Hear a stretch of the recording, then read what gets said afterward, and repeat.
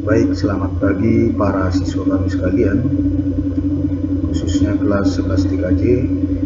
Kiranya kita dalam lindungan Tuhan, dalam keadaan sehat, kita mendapat perlindungan dari Tuhan, akan dapat kita memulai pembelajaran daring kali ini. Sebagai mata pelajaran teknik layar jaringan, materi kita hari ini adalah mengenai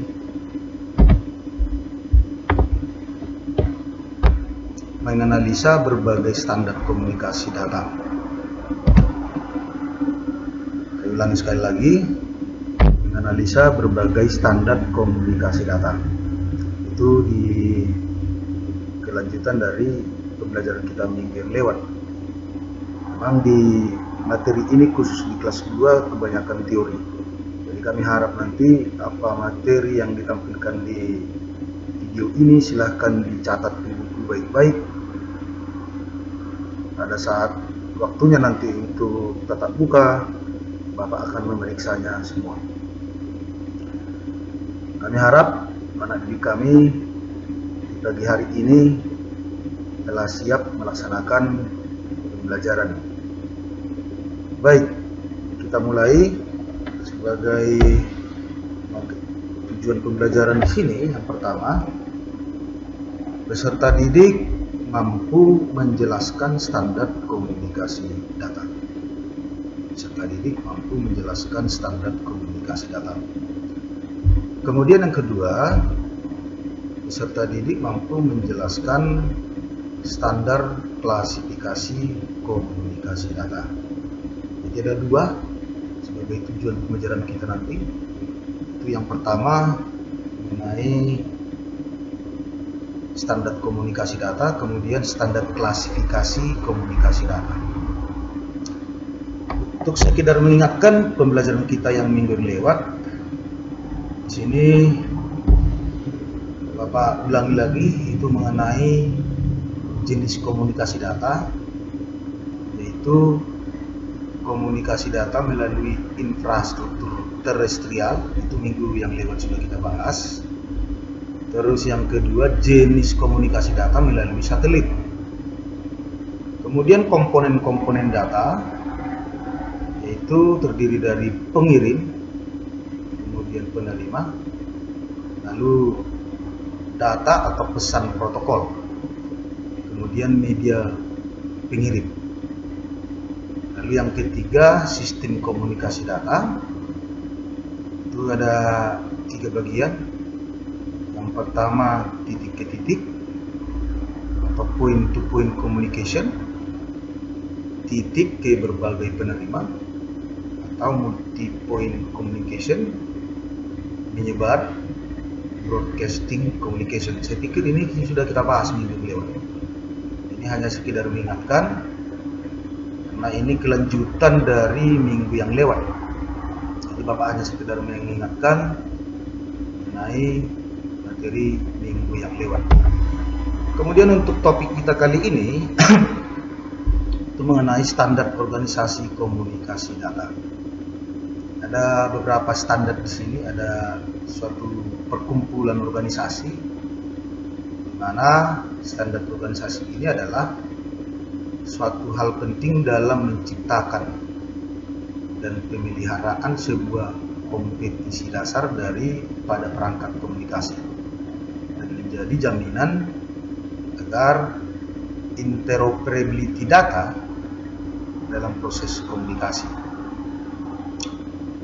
Ada beberapa organisasi internasional dalam bidang komunikasi data, yaitu yang pertama Internet Engineering atau Task Force, yang disingkat dengan IETF. Organisasi ini sebenarnya untuk menjaring banyak pihak, baik individu maupun organisasi yang tertarik dalam pengembangan jaringan komputer dan internet. Yang pertama. Organisasi yang kedua itu International Telecommunication Union atau disingkat dengan ITU. Ini merupakan sebuah organisasi internasional untuk membakukan, fungsinya membakukan atau memastikan dan meregulasi radio internasional dan telekomunikasi, baik bidang layanan, media dan jaringan yang dipakai, sehingga jalinan telekomunikasi dapat berjalan dengan lancar. Itu khusus untuk pembakuan di organisasi yang kedua. Bagian yang ketiga di sini adalah International Organization for Standardization. Ini membuat standar organisasi, artinya untuk membuat ukuran dari sebuah jaringan atau sekelompok yang mendefinisikan standar Amerika Serikat untuk industri pemrosesan data. Ini khusus ditetapkan oleh Amerika Serikat. Kemudian yang keempat itu Electronic Industry Association atau disingkat dengan EIA. Ini merupakan perkumpulan atau asosiasi produsen perangkat komunikasi. Arti khusus perkumpulan dari produsen perangkat komunikasi. Itu yang keempat. Kemudian yang kelima, Institute of Electrical and Electronic Engineer atau disingkat dengan IEEE. Ini adalah standar termasuk dalam bidang jaringan komunikasi data. Standar termasuk dalam bidang jaringan komunikasi data atau organisasi profesi yang membuat berbagai bentuk jaringan. Kemudian yang berikut pembahasan yang kedua, ini mohon nanti disimak baik-baik, itu mengenai OSI layer atau lapisan OSI.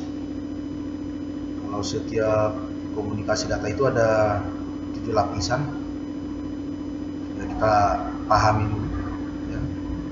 Itu lapisan yang pertama itu application layer, bagian pertama, kemudian presentation layer, session layer, transport layer, network layer, data link layer, physical layer. Ini punya bagian-bagian masing-masing. Nanti di pertemuan yang selanjutnya nanti kita bahas dulu nanti kerjanya ini. Kita hanya menjelaskan dulu apa itu OSI ya, biar dipahami apa itu OSI. OSI adalah itu standar komunikasi yang ada di dalam jaringan komputer itu sendiri. Kita ulangi, OSI itu adalah standar komunikasi yang ada di dalam jaringan komputer itu sendiri. Oleh karena itu, semua alat komunikasi saling berkomunikasi melalui jaringan. OSI dibuat oleh ISO, International Standard Organization, tahun 1977 di Eropa. Tentunya mereka menetapkan ini. Kemudian untuk penjelasan setiap lapisan itu, pertama application layer,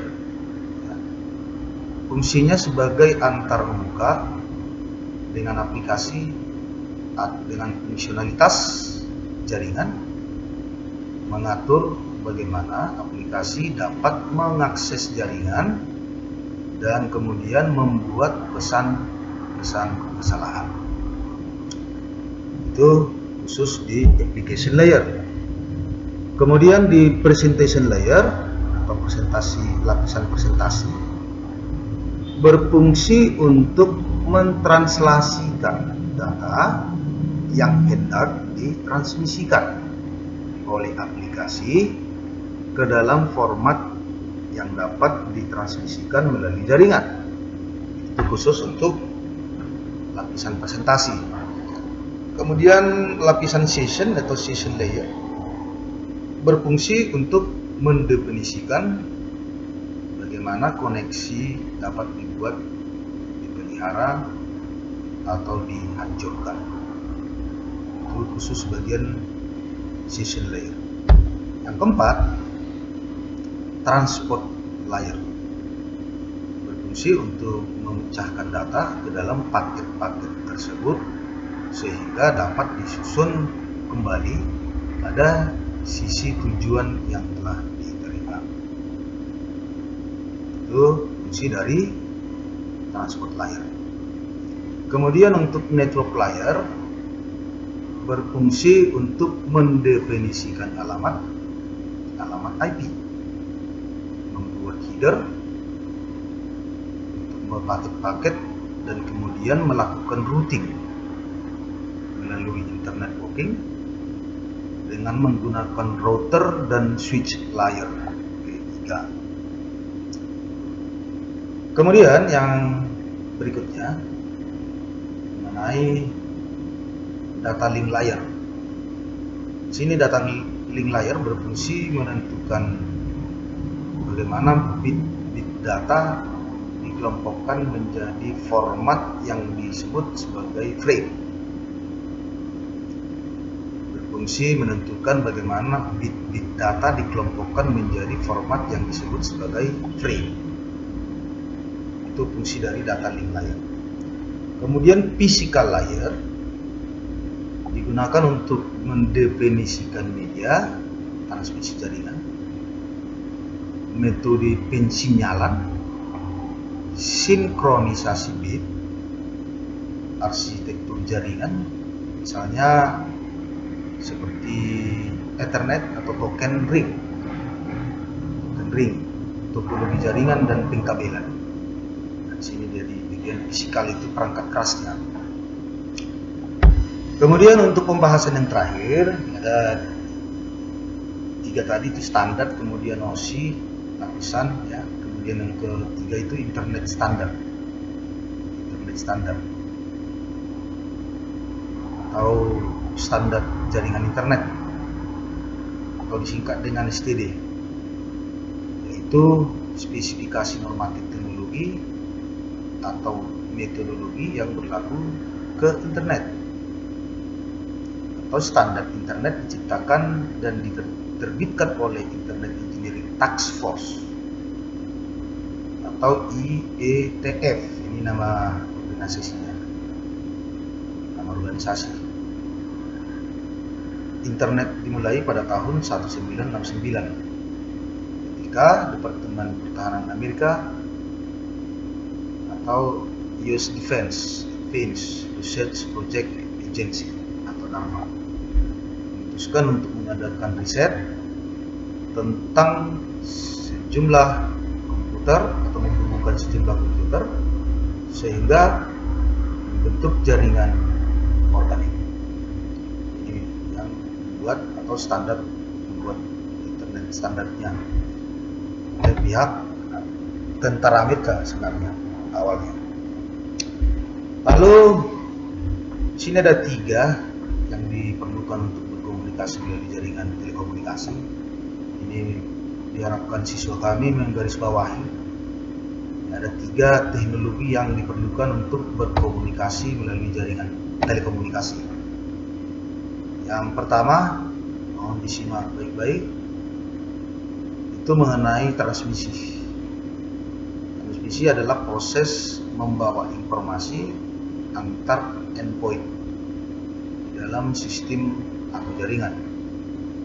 Kemudian sistem transmisi yang sekarang menggunakan 4 buah medium transmisi. Itu perangkatnya di dalam itu kabel tembaga yang kita gunakan, kemudian kabel serat optik, lalu yang ketiga itu menggunakan gelombang radio. Kemudian cahaya pada ruang bebas, bisa juga ini cahaya pada ruang bebas, misalnya infrared. Kemudian di dalam suatu jaringan telekomunikasi, sistem transmisi digunakan untuk saling menghubungkan atau sentral dalam kurung routing, saling menghubungkan.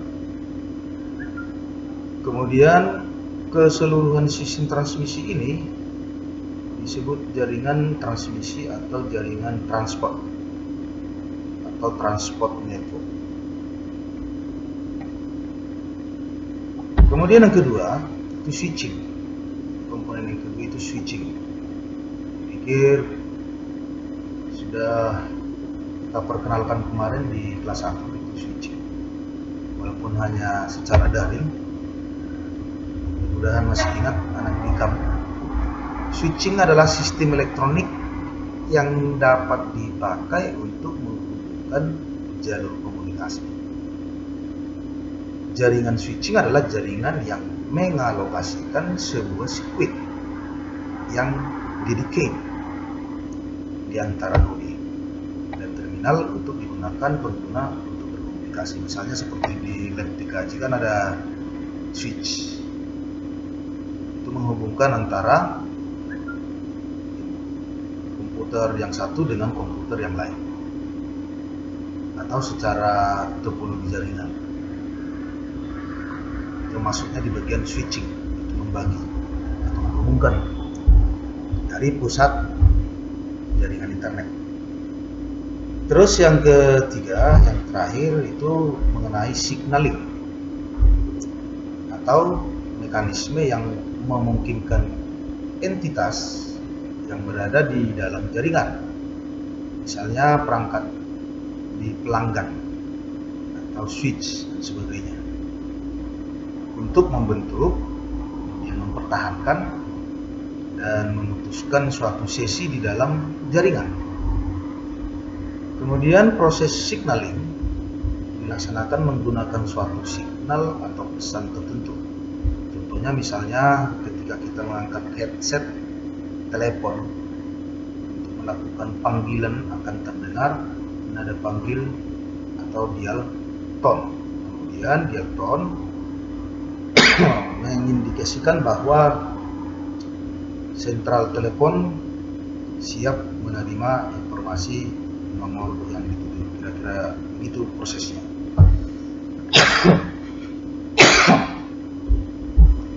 Demikian yang bisa Bapak jabarkan, ya mudah-mudahan nanti berguna.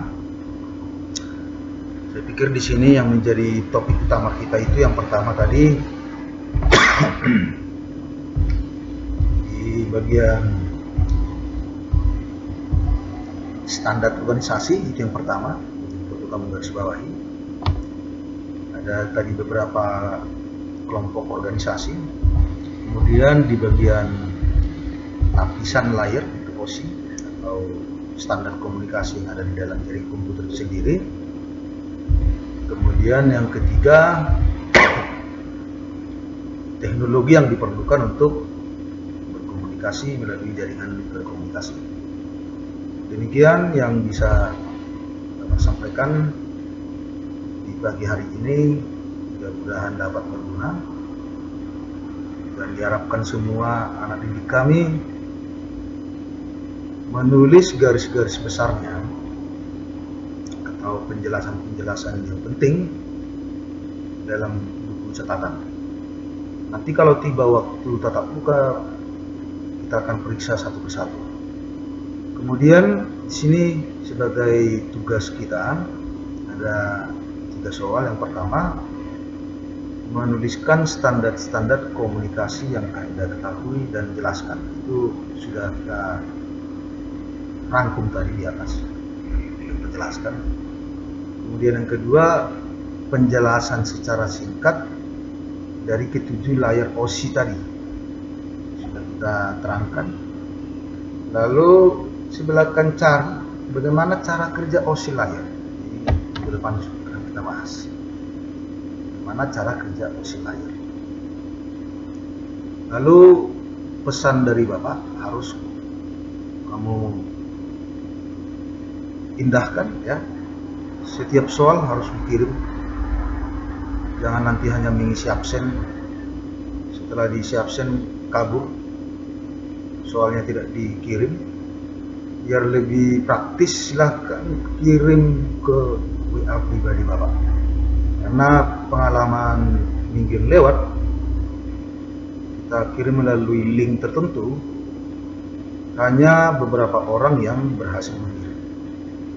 Untuk menghindari itu, silahkan kirim ke WA pribadi Bapak sendiri hari ini. Demikian, mudah-mudahan anak didik kami dapat mengindahkan setiap aturan. Ingat, siapa yang tidak mengirim tugas itu dianggap absen, berarti nilai dibuat 0. Jadi jangan nanti ada pengalaman seperti waktu kelas 1 terus juga ada nilai. Untuk kali ini saya kosongkan nilainya. Kosongkan. Nanti kita lihat siapa yang aktif, kita bisa pantau dari sini. Silakan nanti tonton videonya secara berulang-ulang ya, tonton. Kalau kamu suka silakan like dan subscribe, suka ya. Kalau berkenan. Oke, demikian penjelasan yang singkat ini, mudah-mudahan dapat dipahami. Terima kasih.